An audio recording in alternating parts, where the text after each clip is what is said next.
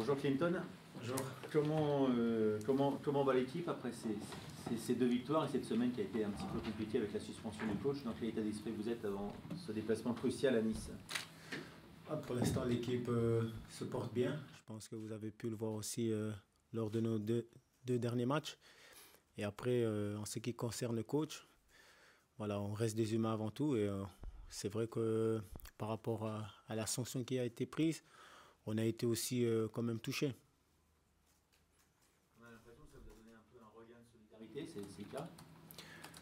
On va dire que voilà, on était déjà très solidaires, mais ça nous a encore plus unis et ça nous a encore plus renforcés en tant qu'équipe. Justement, sur ce point, Clinton, il y a beaucoup de supporters qui trouvent que l'OL et le coach ont payé le climat global en Ligue 1 autour de l'arbitrage, et peut-être aussi les conflits qu'il peut y avoir entre certains présidents en Ligue 1 avec votre propriétaire. Vous, entre joueurs, vous en parlez de ça?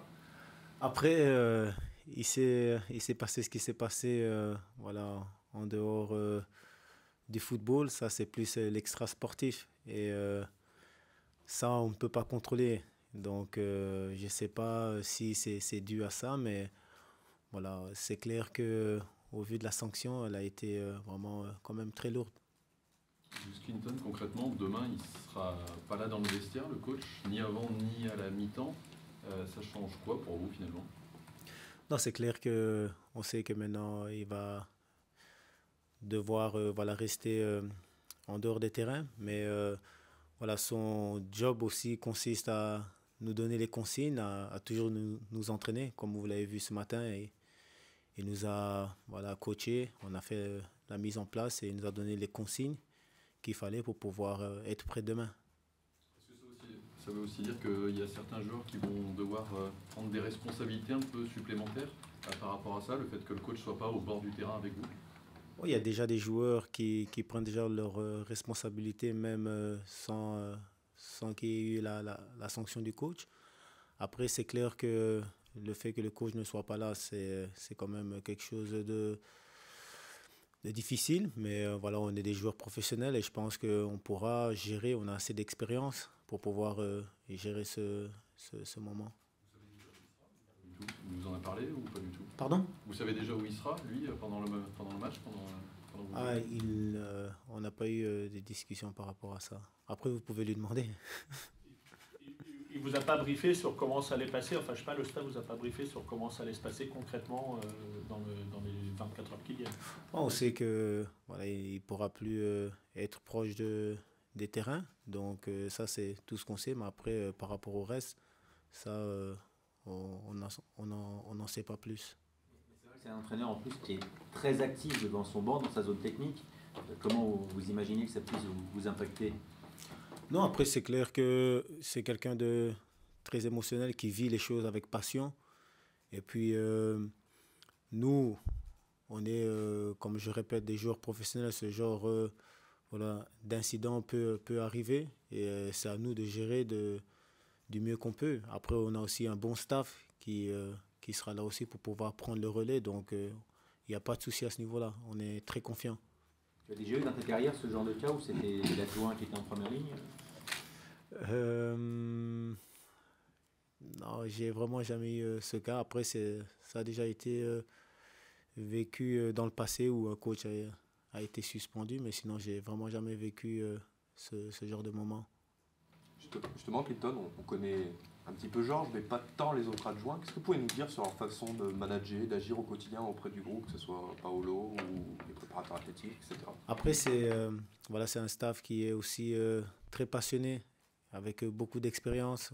Vous connaissez aussi Paulo Ferrara qui a une très grande carrière, donc ses conseils sont très précieux pour nous et pour surtout aussi l'équipe. Et par rapport au reste, je pense que vous voyez aussi que ce soit l'entraîneur des gardiens ou que ce soit même l'analyse vidéo, ils sont très pointueux. Voilà, ils essayent toujours de vouloir nous donner les informations pour être vraiment le plus précis possible et aussi de pouvoir être très efficace sur le terrain. Quand on est sur le terrain, parce que nous on les voit de la tribune de presse gesticuler les entraîneurs, mais à quel point vous les entendez finalement? Parce que voilà, il y a du monde dans le stade, etc. Est-ce que finalement ils apportent beaucoup? Je parle pendant le match, hein, pas à la mi-temps, mais pendant le match. Est-ce que c'est vraiment déterminant? Ouais, non, c'est clair. Pendant le match, ils apportent beaucoup s'il y a des choses à rectifier ou s'il y a des choses à améliorer, que ce soit le coach ou que ce soit aussi son staff.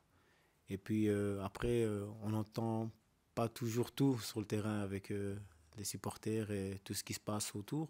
Mais voilà, on jette quand même parfois un coup d'œil pour voir s'il y a des choses à rectifier ou quand il y a un temps mort, on essaie d'aller voir le coach ou que ce soit même son staff et d'essayer de voilà, rectifier certaines choses.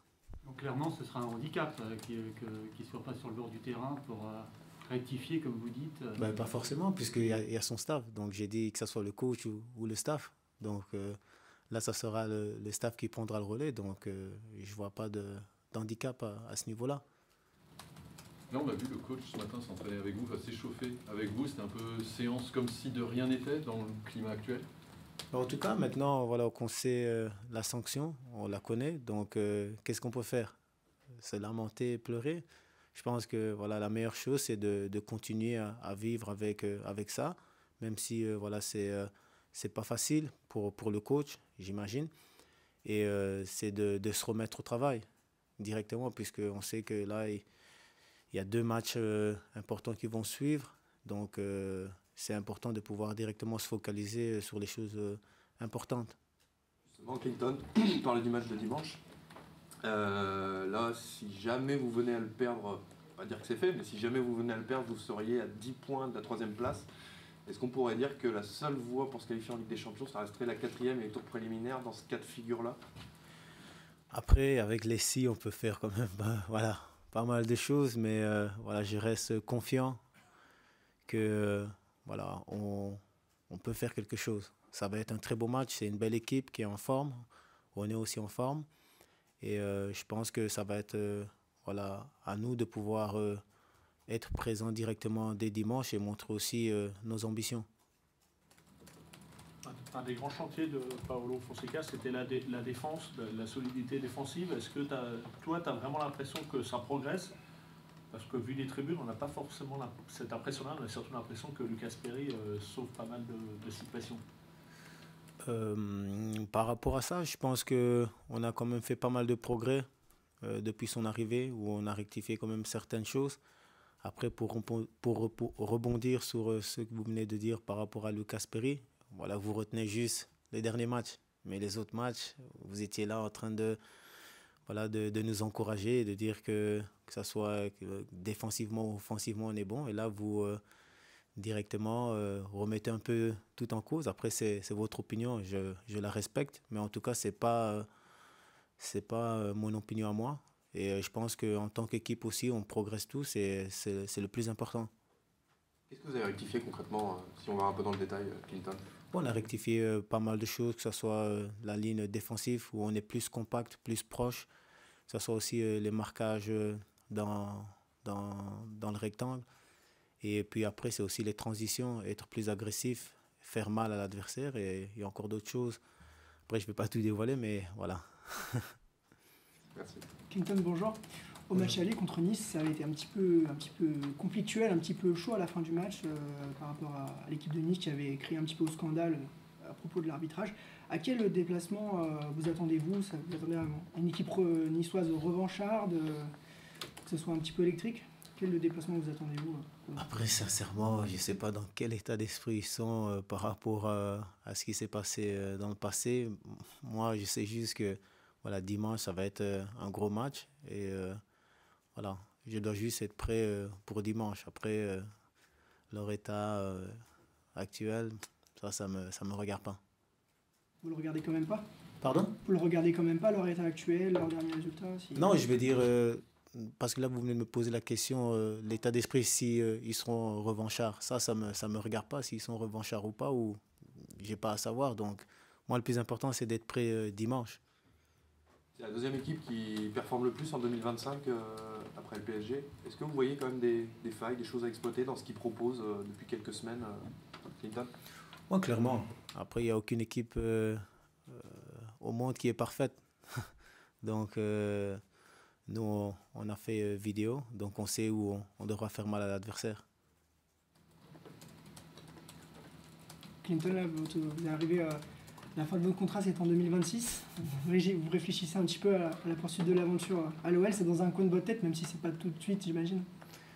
Après, j'ai encore 1 an de contrat et je vous cache pas, je me sens très bien à Lyon. Je pense que vous pouvez aussi le voir. Je suis quelqu'un de très facile à vivre. J'ai été bien accueilli dans mes débuts, même si ça n'a pas été facile. Mais pour l'instant, voilà, j'ai encore 1 an de contrat et là, j'y pense pas trop. Bon. Merci Clinton. Merci Clinton. Bonne journée. Bonne journée.